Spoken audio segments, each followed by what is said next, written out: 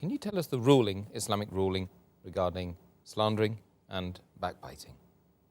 Allah says in the Quran, in Surah Hujurat, chapter number 49, verse number 12, that do not spy.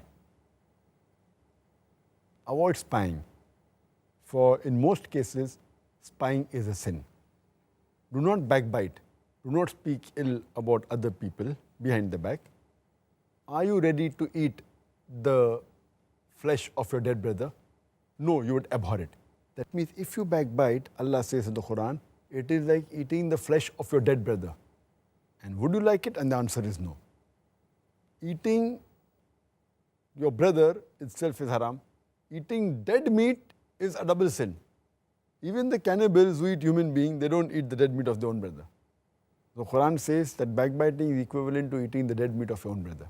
It's further mentioned in Sahih Muslim, volume number 4, hadith number 6265,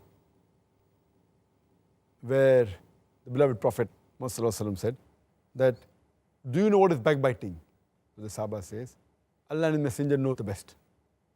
The Prophet continues that anyone who speaks about another person behind his back, which he would not like when it is spoken, that is called as backbiting.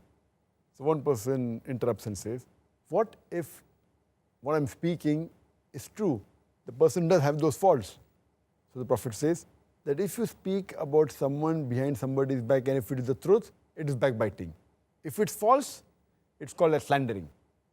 So both are prohibited, backbiting as well as slandering, both are prohibited. And Allah says in the Quran, in Surah Humza, chapter number 104, verse number 1, وَيْلُلْ لِكُلِّ هُمَزَةٍ لُمَزَةٍ. Woe to every kind of scandal monger and backbiter. And it's mentioned in the hadith of Sahih Bukhari, volume number 1, in the book of Wudu, hadith number 216. Muhammad Sallallahu Alaihi Wasallam, he was passing near a graveyard and he heard that two of the Muslims, they were crying and mourning because of the punishment that they were having in their graves. The Prophet says that, do you know for what reasons are they crying? The Sahaba says, no. So he says, one, because he never used to be careful about his urine. That you have to be careful, protect oneself from one's urine. And the other one, because he used to make enemies between the people. So based on the verses of the Quran and the Hadith, backbiting and slandering, both are prohibited.